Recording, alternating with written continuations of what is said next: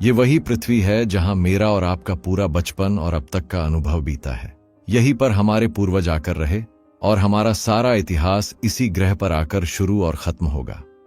पृथ्वी, या कहें हम इंसानों के लिए, एक ऐसा घर है जहां से हमने समूचे ब्रह्मांड को देखना और उसके बारे में सोचना शुरू किया। प्राचीन धर्म हो या आज की आधुनिक सभ्यता, सब ने इसी ग्रह पर रहकर विकास किया और इंसानियत में अपना योगदान दिया। हम भाग्यशाली हैं कि हम उस ग्रह पर आज रह रहे हैं जहां जीवन के पनपने की सभी परिस्थितियां और वातावरण मौजूद हैं। आज तक हमारे वैज्ञानिक ब्रह्मांड में दूसरी पृथ्वी जैसी जगह नहीं खोज पाए हैं, पर अगर हम पृथ्वी के आकार की बात करें तो हम यह नहीं कह सकते कि यह छोटी है या बड़ी। 12,742 किलोमीटर के डायामीटर वाली पृथ्वी कई चंद्रमाओं और ग्रहों से बड़ी है, पर दूसरी तरफ यह कई सारे ग्रहों से छोटी भी है। पर अगर हम इसकी तुलना ब्रह्मांड में पाए गए अन्य ऑब्जेक्ट्स से करें तो हम बहुत ही छोटे लगने लगते हैं।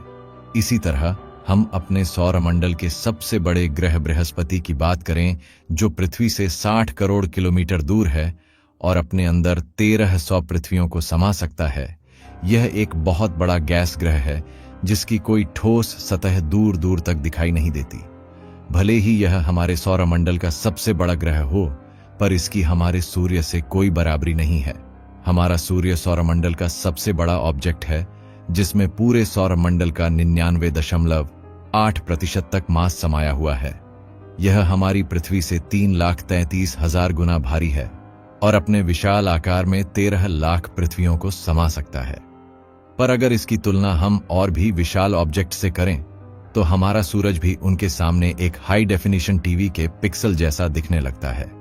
नमस्कार दोस्तों, आज के इस वीडियो में हम यूनिवर्स के उन ऑब्जेक्ट्स और स्ट्रक्चर्स के बारे में बात करेंगे जिनके आकार या साइज के सामने हमारा पूरा सोलर सिस्टम या फिर हमारी पूरी मिल्की वे गैलेक्सी भी बहुत बहुत छोटे लगने लगते हैं। जैसा कि आप पहले से ही जानते हैं कि हमारे सोलर सिस्टम में पृथ्वी एक एवरेज प्लेनेट है जो केवल बुध, शुक्र और मंगल से आकार में बड़ा है।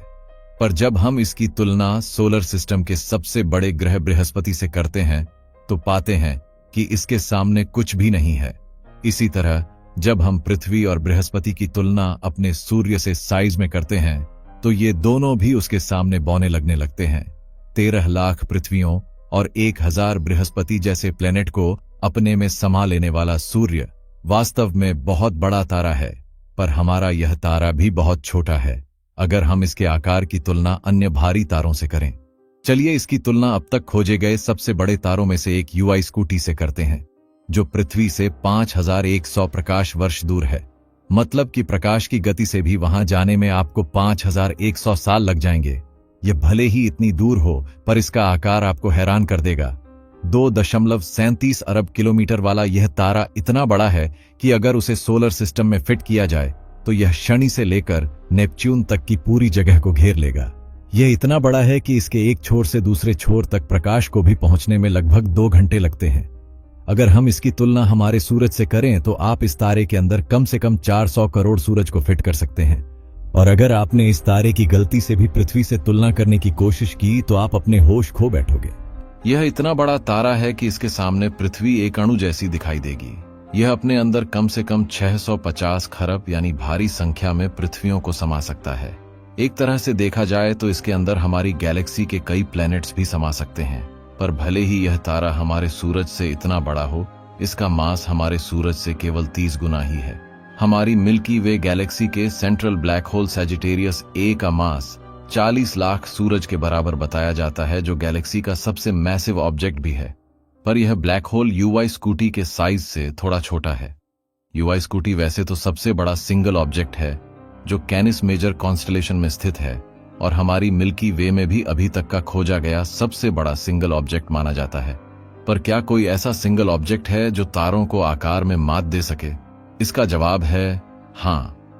पृथ्वी से 10.7 अरब प्रकाश वर्ष दूर टूअन 618 नाम का एक ऑब्जेक्ट है जिसे वैज्ञानिक क्वासर कहते हैं। यह एक तरह का सुपरमैसिव ब्लैक होल है जो एक बहुत बड़ी डिस्क से घिरा हुआ है। क्वासर यूनिवर्स के सबसे चमकीले ऑब्जेक्ट्स होते हैं क्योंकि यह अपने आसपास के तारों की ऊर्जा को खींचकर बेहद तेजी से चमकते हैं। टॉन 618 अब तक का खोजा गया सबसे बड़ा क्वासर है, जिसकी ब्राइटनेस यानी चमक कम से कम 140 खरब यानी 140 ट्रिलियन तारों के बराबर बताई जाती है। इसकी ब्राइटनेस इतनी ज्यादा है कि अगर 1000 से भी ज्यादा गैलेक्सीज को एक साथ मिला दिया जाए तो भी वे इसके सामने फीके पड़ जाएं। 2N618 का हॉराइजन डायामीटर 198 अरब किलोमीटर है, जिसका मतलब यह है कि यह सूर्य और पृथ्वी की दूरी से भी 1300 गुना बड़ा है। इसका आकार इतना विशाल है कि ब्रह्मांड की सबसे तेज चीज प्रकाश को भी इसके एक छोर से दूसरे छोर तक जाने में 180 घंटे यानी 7.5 दिन लगेंगे। पर अगर आपने किसी तरह का भी विचार कर लिया कि इसे किसी स्पेसक्राफ्ट के सहारे पार किया जाए, तो आपको बताऊं कि अब तक के सबसे तेज स्पेसक्राफ्ट न्यू होराइजन्स से भी इसके एक चक्कर को पार करने में कम से कम 400 साल लगेंगे।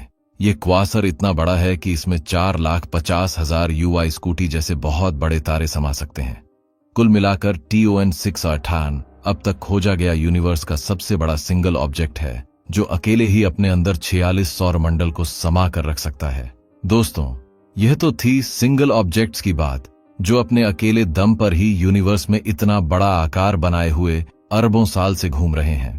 पर अगर हम यूनिवर्स में और गहराई से जाएं, तो हम और भी बड़ी चीजें देख सकते हैं, मगर वे अब सिंगल ऑब्जेक्ट्स की तरह नहीं, बल्कि ऐसे स्ट्रक्चर्स हैं जिनमें कई सारे तारे या गैलेक्सीज समाई हुई हैं। ये आकार में इतने बड़े हैं कि हमारी किसी भी कल्पना में नहीं समा सकते। तो चलिए अब उनकी बात करते हैं। हमारी मिल्की वे गैलेक्सी में सबसे बड़ा नेब्यूला कारिना नेब्यूला है, जो पृथ्वी से 6500 से लेकर 10,000 प्रकाश वर्ष दूर है। यह नेब्यूला एक स्ट्रक्चर है जिसमें हजारों तारों की धूल समाई है, जो अक्सर सुपरनोवा धमाकों के बाद बची रहती है। यह धूल या डस्ट के बादल इतने बड़े हो जाते हैं कि कई 100 प्रकाश वर्ष तक फैलाव हो सकता है।